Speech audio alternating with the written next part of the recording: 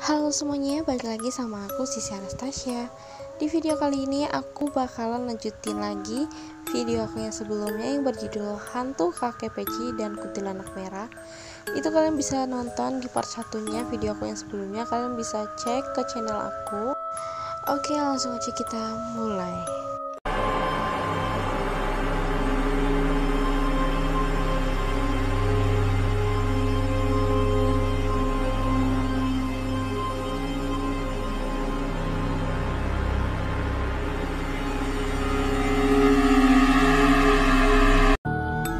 Oke, yang belum tahu aku kasih tahu kalau ini diupload oleh akun Twitter @rama_3. Yang mau follow dia boleh banget di follow ya. Balik ke sudut pandang narasumber. Itulah yang Pak Sarman ceritakan pada warga. Tapi aku tak percaya dengan cerita Pak Sarman. Aku tertawa kalau ada seorang yang bercerita pasal hantu. Bagiku, hantu adalah mitos dan dongeng belaka. Oh iya, sampai lupa kenalan. Namaku Jarot. Aku pengantin baru. Leli adalah nama istriku. Nah, jadi guys, yang menceritakan ini bukan Rama Atmajanya ya. Maksudnya yang menulis cerita ini nih si Jarot ini, dan Rama Atmaja hanya yang mengupload cerita ini di akun Twitternya dia. Oke, lanjut aja. Dia berasal dari desa lama. Nah, jadi istrinya si Jarot ini berasal dari desa lama ya. Aku mencari nafkah dengan berjualan bensin di depan rumah orang tuaku di desa baru. Aku terpaksa berjualan di depan rumah orang tuaku karena belum mempunyai rumah sendiri. Oh, berarti si Jarot ini tinggal sama orang tuanya ya, orang tuanya si Jarot. Leli tak mau ikut denganku untuk tinggal di rumah orang tua. Leli beralasan dia tak mau meninggalkan neneknya sendirian di rumah tersebut. Jadi guys, neneknya si istrinya dari Jarot ini tuh lagi sendirian di rumah, dan istrinya ini nggak mau ninggalin neneknya itu sendirian gitu loh, kalau misalnya pindah ke rumah orang tuanya si Jarot. Orang tua Leli berpisah dan mereka sudah mempunyai pasangan hidupnya masing-masing, apalagi kedua orang tuanya tak begitu peduli pada nasib Leli.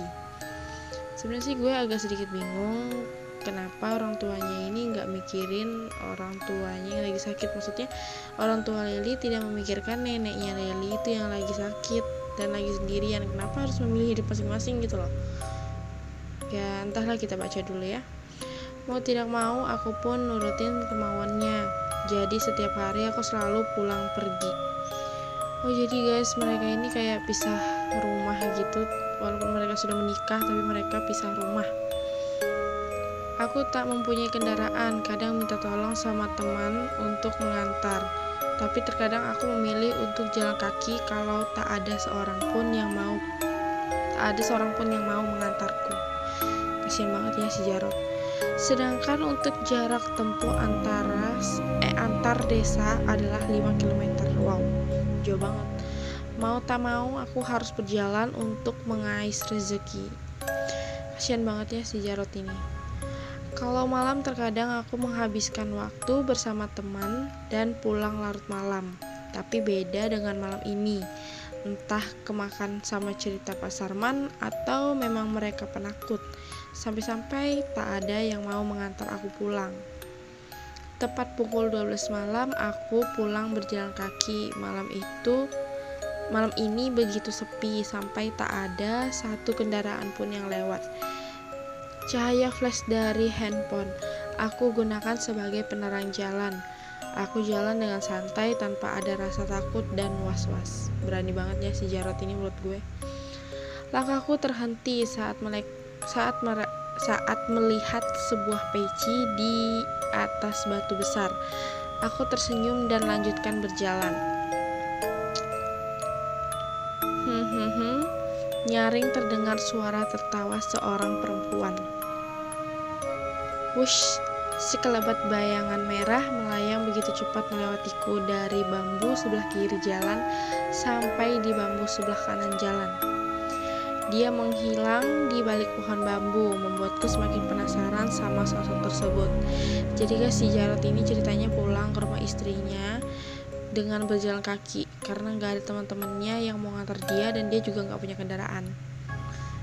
Malam berikutnya aku menanti kejadian yang sama dengan kemarin. Di batu tersebut nampak ada sebuah peci dan suara tertawa disertai sekelebat sosok kain merah. Tapi aku kecewa karena masih belum melihat jelas sosok perempuan tersebut. Aku pikir kalau ada seorang yang sengaja mengerjaiku. Berarti si Jarot ini belum percaya ya sama yang ada terjadi di situ. Ah, dasar pengecut, teriakku menantang. Wow, berani banget ya si Jarot nih. 2 hari berturut-turut aku pulang pukul 12 malam, berbeda dengan hari ini. Aku sengaja pulang pukul 2 dini hari supaya bisa membuktikan kalau hantu itu tidak ada dan hanya ada seorang yang berpura-pura menjadi hantu untuk menakuti orang yang melintas. Oke guys, jadi si Jarot ini dia masih gak percaya sama yang adanya hantu, dan dia itu percaya kalau misalnya itu hanya sekedar orang yang cuma ngeprank doang. Tiba di batu besar, biasanya aku melihat peci, tapi kali ini aku melihat sosok tua rentah mengenakan peci dan duduk di atas batu. Jadi si Jarot ini dia ngelihat bukan peci lagi yang di atas batu guys, melainkan seorang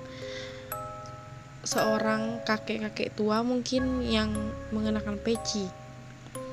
Aku penasaran dan mencoba mendekati sosok tersebut. Belum cukup dekat, seorang kakek itu tiba-tiba menghilang dari pandangan. Aku kaget dan kaki bergetar hebat. Ya, aku ketakutan. Bulu kuduku kiang meremang. Mau berbalik kembali pulang ke rumah orang tua, apa kata mereka nantinya? Masa aku dibilang penakut dan mulai percaya akan adanya hantu? Oke guys, jadi di sini si Jarot ini sudah mulai merasakan kehadiran sosok yang ada di situ, dan dia mulai kayak percaya gitu, dan dia juga kayaknya tuh malu gitu loh untuk mengungkapkan ke temannya kalau apa yang dia rasakan selama itu tuh nggak benar. Jadi selama ini hantu itu memang benar-benar ada dan Jarot itu nggak percaya. Nyaliku kembali berkobar dan aku lanjut untuk berjalan. Hahaha, suara tertawa kembali terdengar. Beda dengan kali ini. Dia melayang dengan perlahan sambil melempar batu kerikil ke arahku. Oke guys, sebenarnya gue ini sedikit merinding karena gue di benar-benar sebenarnya sih masih pagi ya kalau dibilang orang. Masih jam setengah 10 malam. Ini aku benar-benar jam setengah 10 malam ceritain ini buat kalian semua. Oke, lanjut aja. Sebenarnya sih sedikit takut. Peletak batu yang dia lempar mengenai kening. Aku teriak kesakitan sambil memegang kening yang mulai mengeluarkan darah. Wow, kencang banget ya berarti dilemparnya. Aku lari ketakutan, detak jantung begitu kencang membuat pemompah darah begitu hebat, sampai darah dari kening bercucuran membasahi jalanan. Sosok wanita tersebut masih terus tertawa tanpa henti. Suara tak lagi terdengar saat aku sudah dekat dengan rumah warga. Semenjak kejadian tersebut, aku lebih memilih menginap di rumah orang tua kalau sudah kemalaman untuk pulang. Tamat.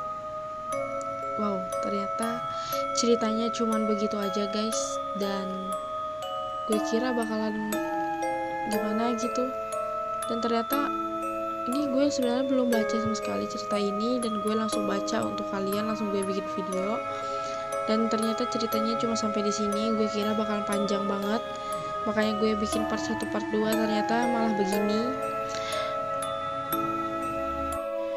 Oke guys, ada kata-kata dari si Jarotnya ini. Kita bisa ambil sisi positif dalam cerita tersebut. Percayalah kalau kita tak hidup sendirian, tapi hidup berdampingan dengan sosok yang tak kasat mata.